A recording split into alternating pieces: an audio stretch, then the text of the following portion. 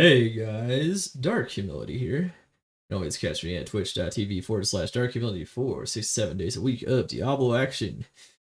On the eve of Diablo 4, unfortunately, my Season 8, Season 7 PD2 uh, grind has concluded, and we have gotten level 99 on a solo mapping hardcore necromancer.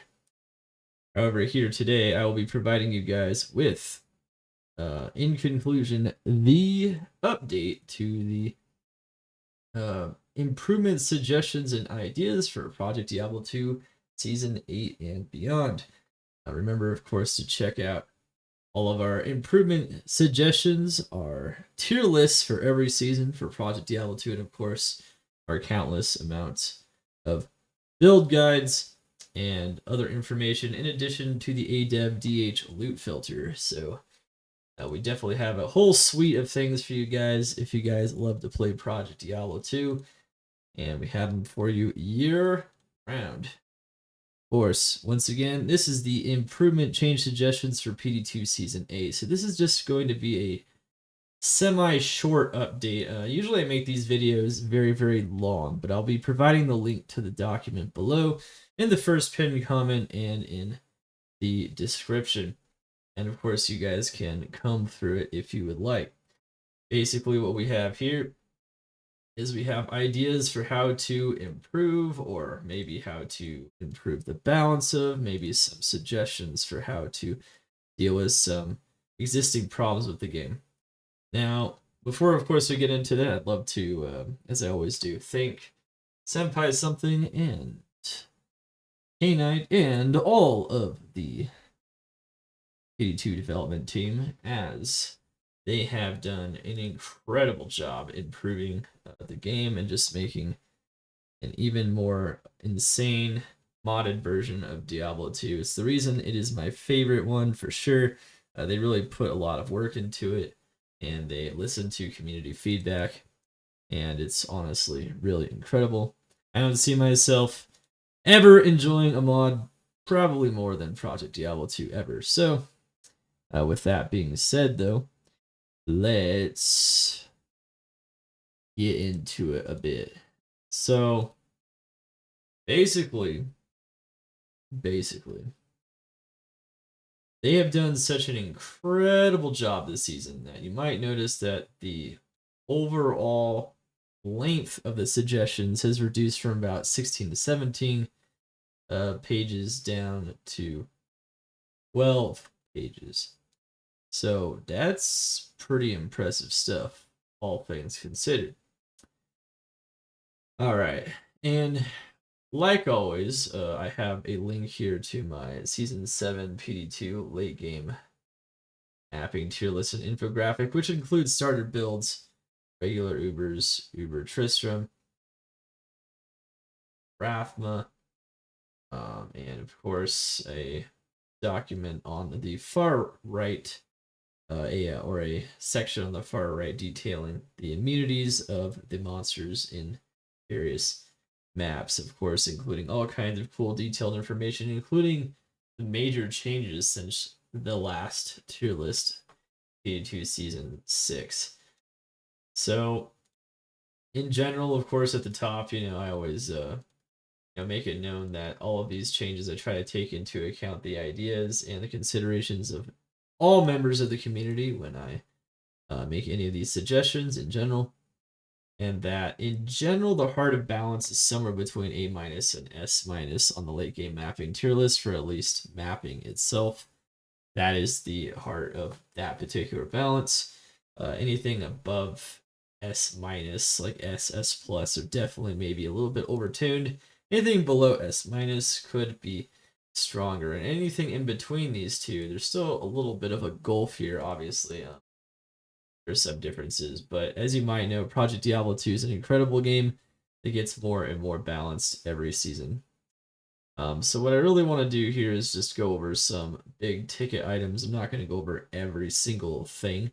I just want to go over kind of some of the big things that I think that would make a big impact as they continue to modify the game and make it better every single season. And definitely grateful for all the incredible work they do once again. So yeah, so there's a few things here. I definitely think there's definitely some balance things in general that could maybe be improved a bit on the assassin. Nothing too major there. Once again, you can look into them in detail if you would like.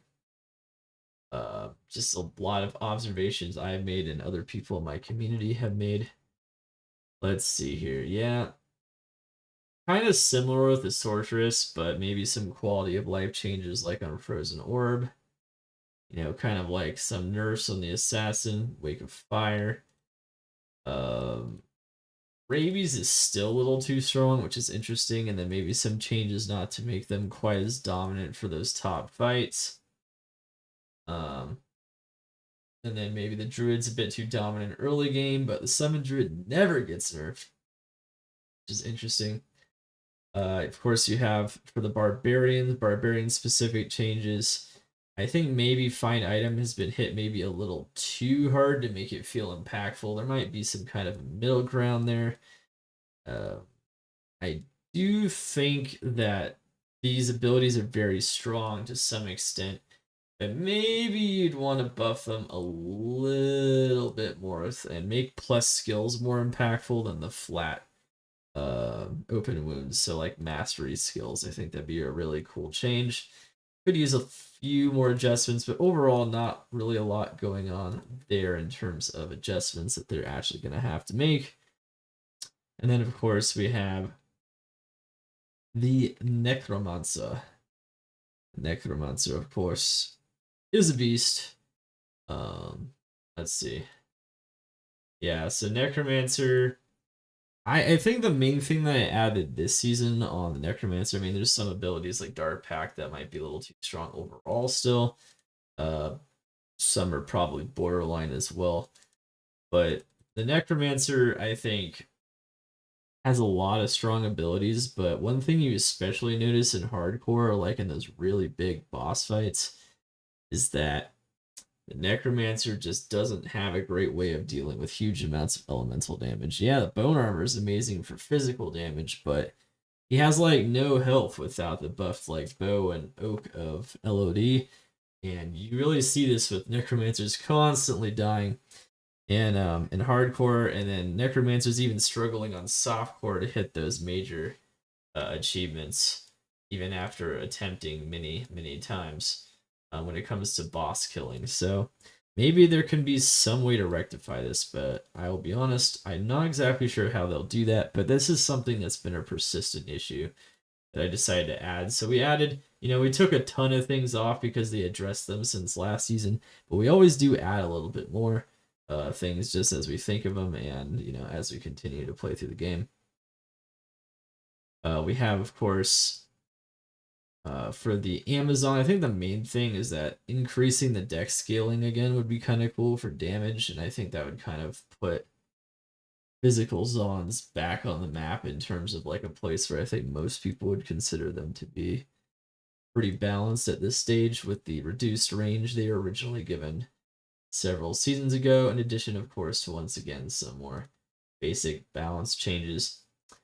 There's still some charge bug lock type situations despite all the amazing changes since season 7.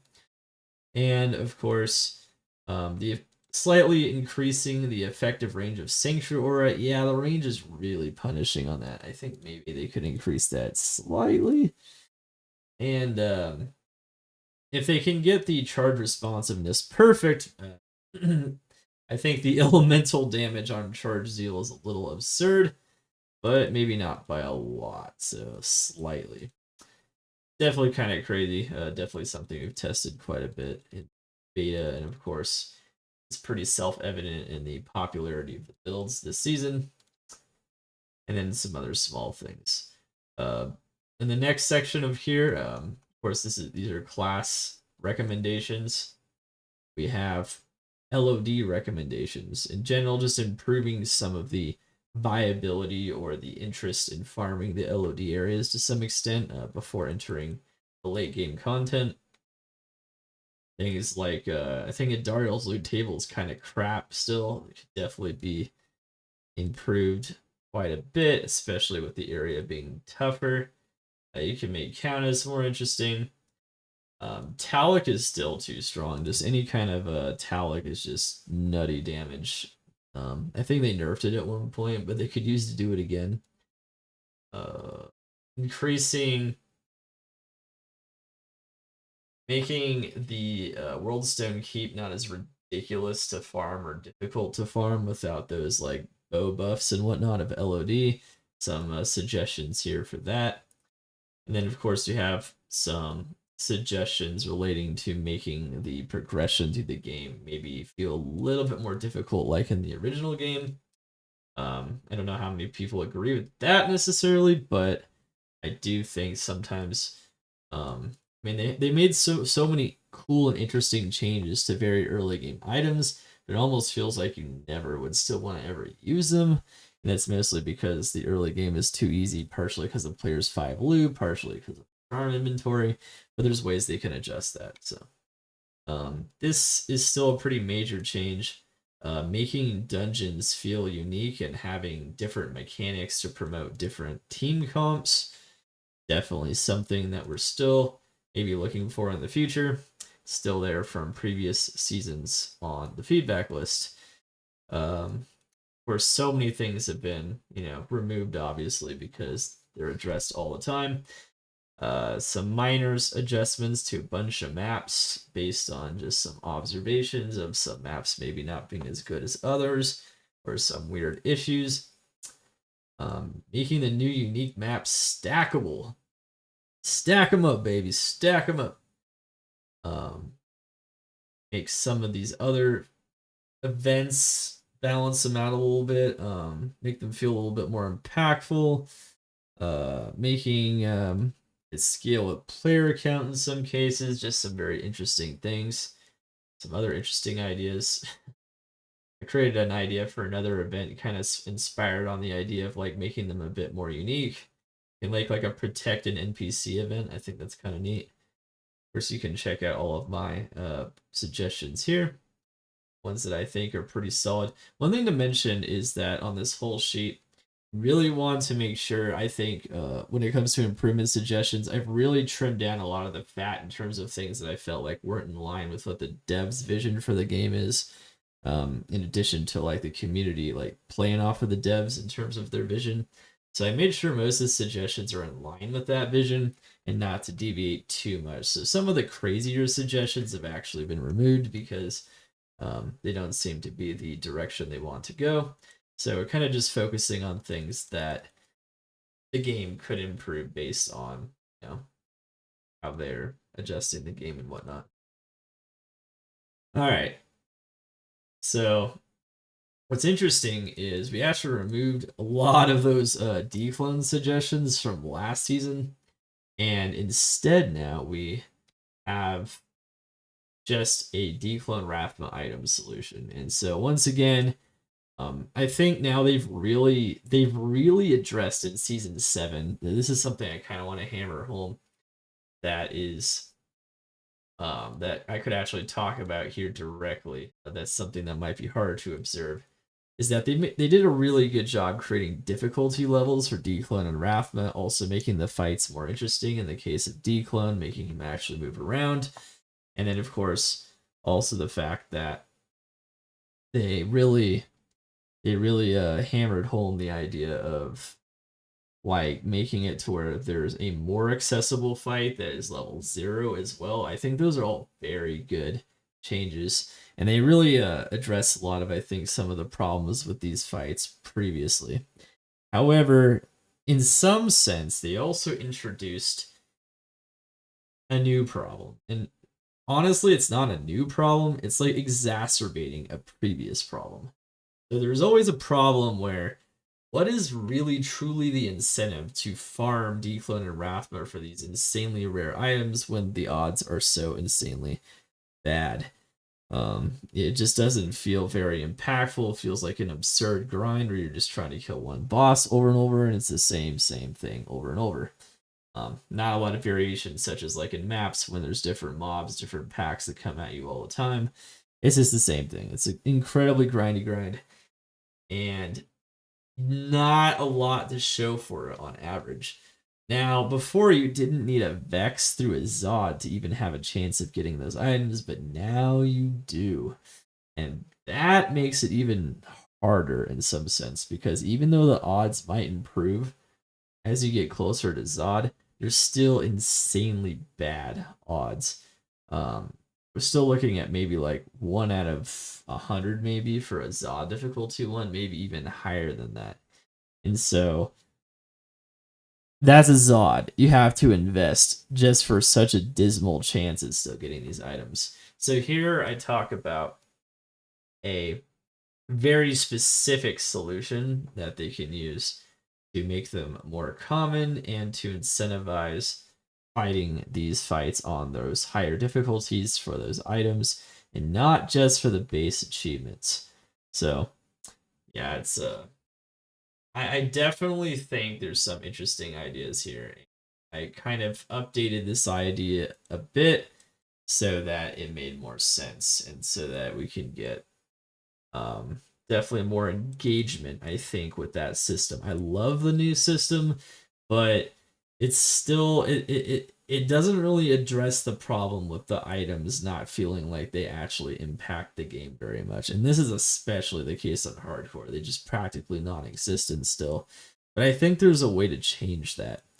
I mean, you could just change it specifically for hardcore, which is something I address here. But I personally would go with more of a broad-based solution that works for both cores, but there's a lot of different things you can do. Obviously, there's still like pure demonic essences. I think they're just much more easy to obtain because they're from maps. Um, Somehow to address that would be still cool. And, some other basic changes here as well, just to smooth out the overall experience of some of these Uber systems. Of course, down here we have runes and rune words. I honestly think that the rune cost spread is actually better than it's ever been in PD2 in Season 7. As a matter of fact, Zaws and Chams are actually finally valued a lot closer to what their rarity is, which is what I think is actually amazing. And that's also partially due to the positive declone changes as well.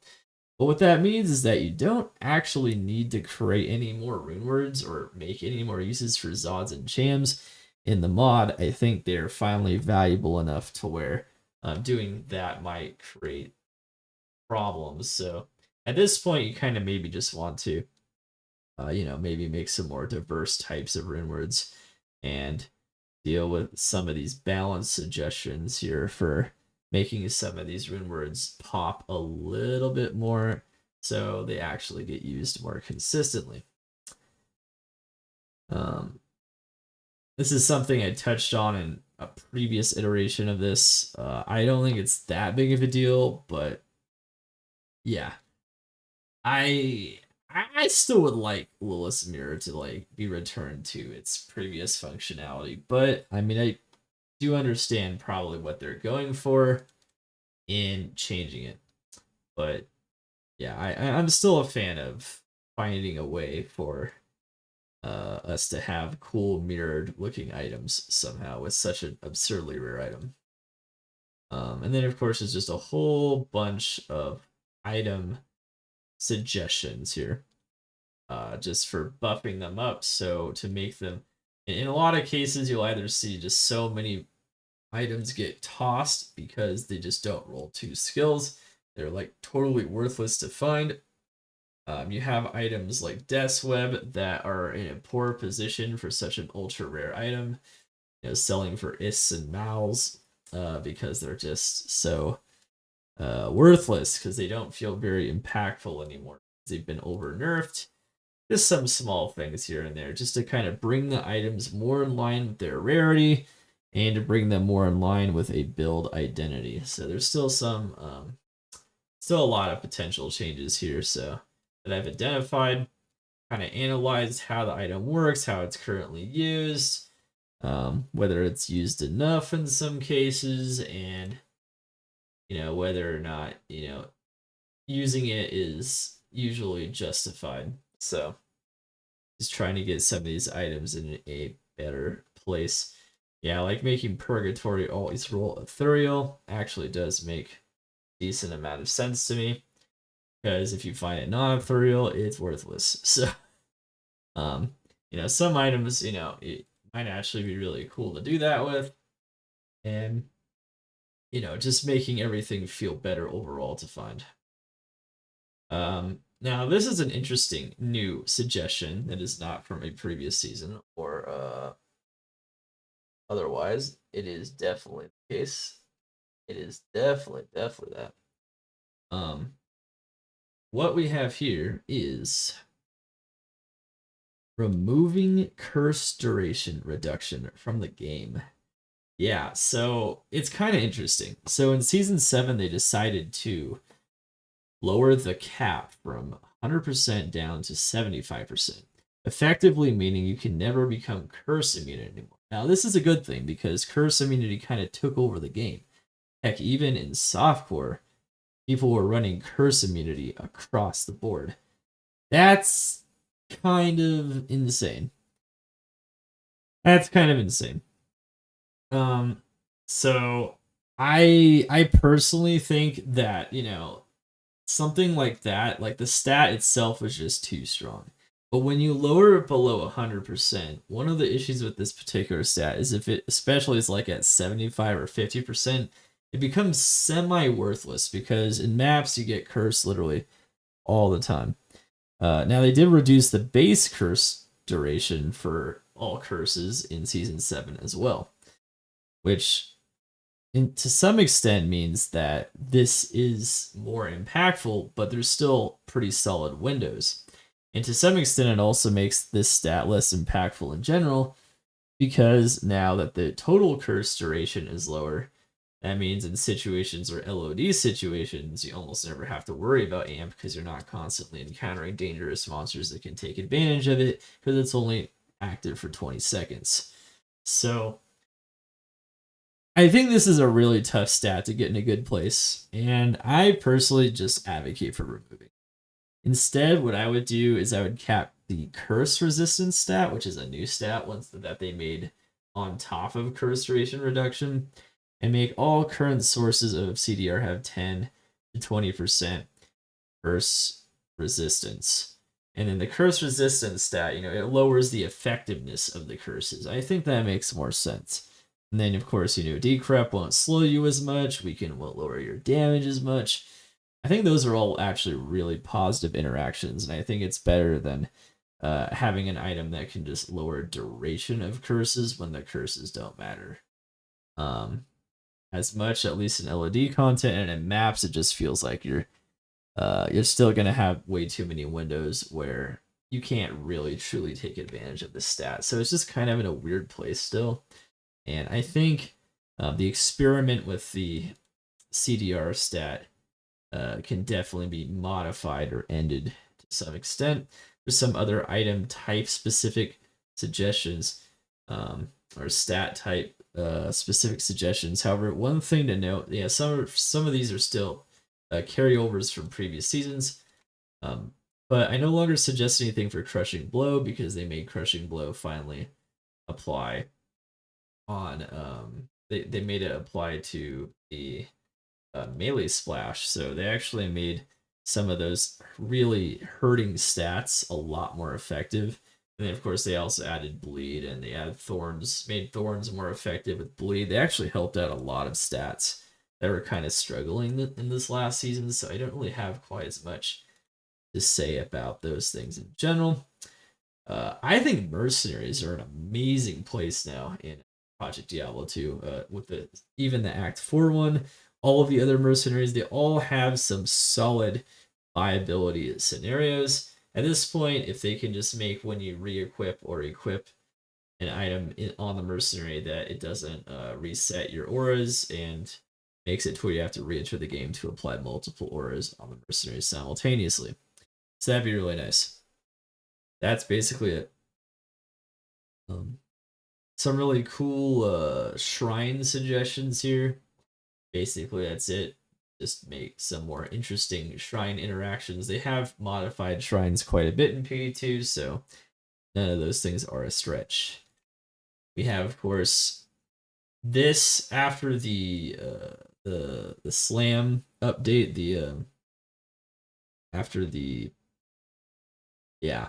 So after the slam Passover update in season 6, not a lot really to say about slams in general, except maybe classing weapons as either caster or melee, and or both. So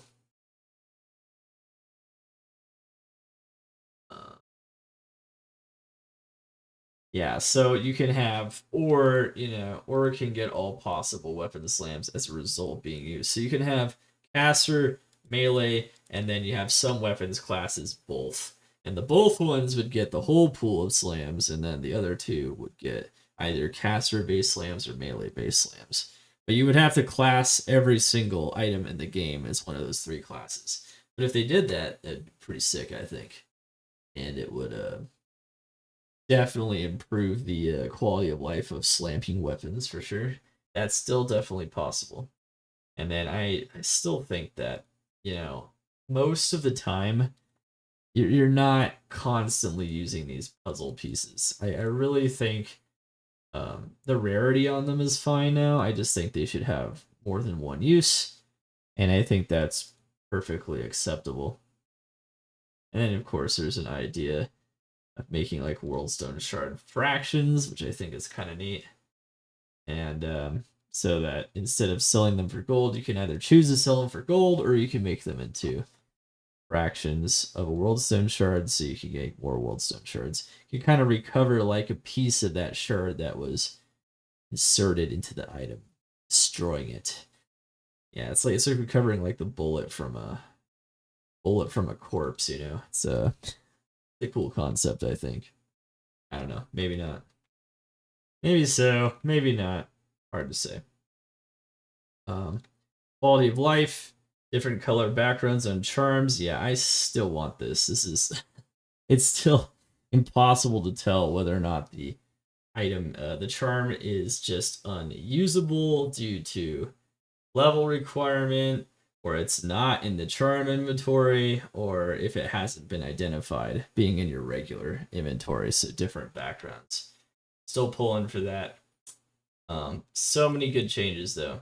I still think there's some things that can be stacked, but practically everything can be stacked now, and everything that shouldn't be able to be sold to a vendor now cannot be sold to a vendor. So, not a lot of complaints there. Not a lot of complaints there at all. And then, of course, we have, uh, yeah, some things to add in the character info sheet. I think the big thing, and of course, there's lots of other suggestions here. Of various importance, I would say. Increase maximum gold in the shared stash and separate from the personal stash so you can store more gold on a single character, so you don't have to make tons of characters to store more gold simultaneously.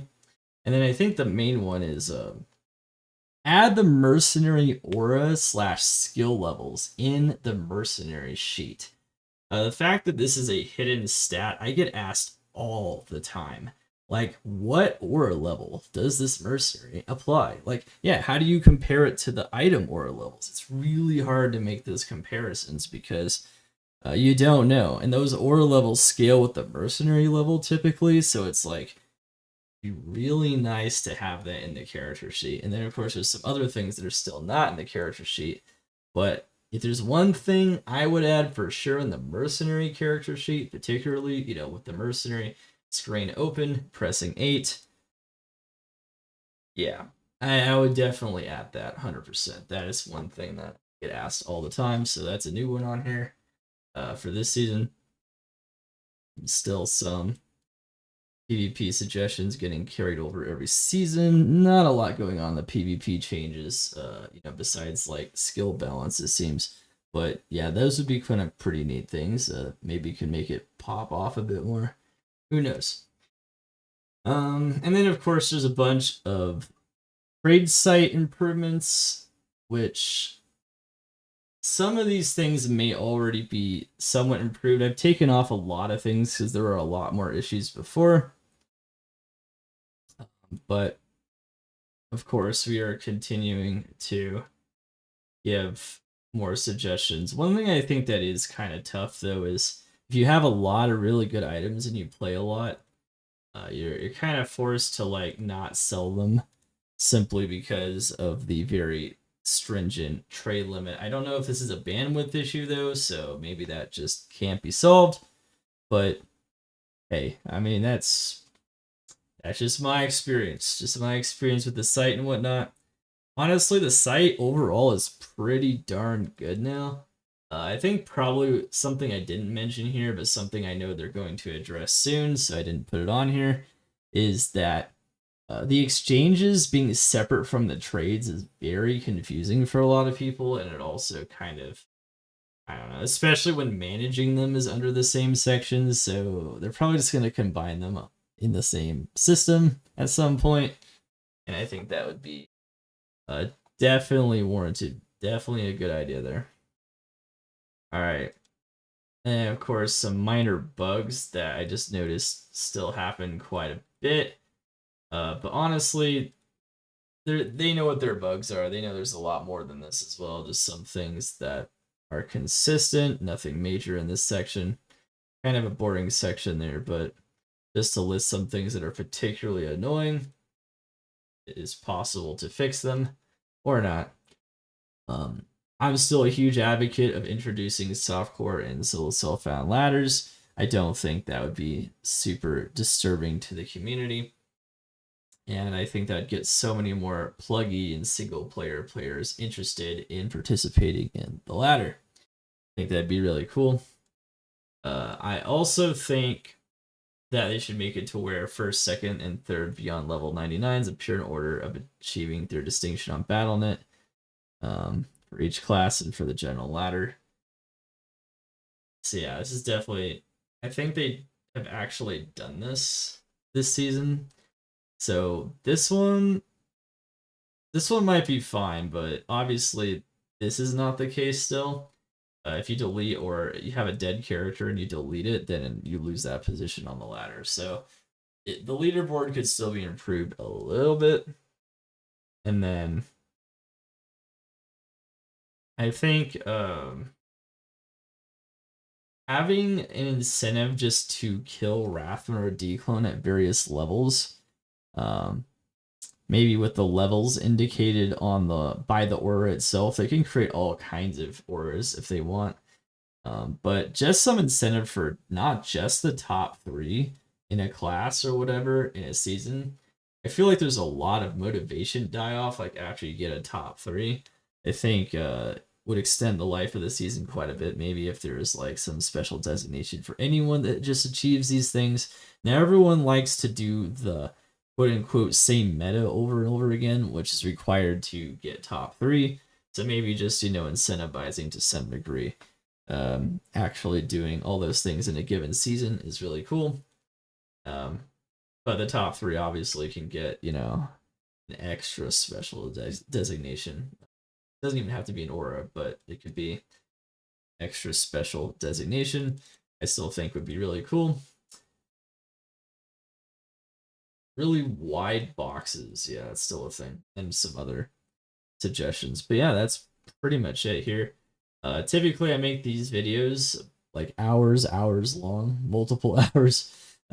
This being over 30 minutes, I think I kind of went over what I felt like were the big ticket things to really talk about here. Some things are just carryovers from previous seasons, quite a bit are, but I talked about some of the new things, most of the new things I think that are particularly impactful, and just categories of new things. Definitely make sure to read through this yourself and let me know what you guys think below.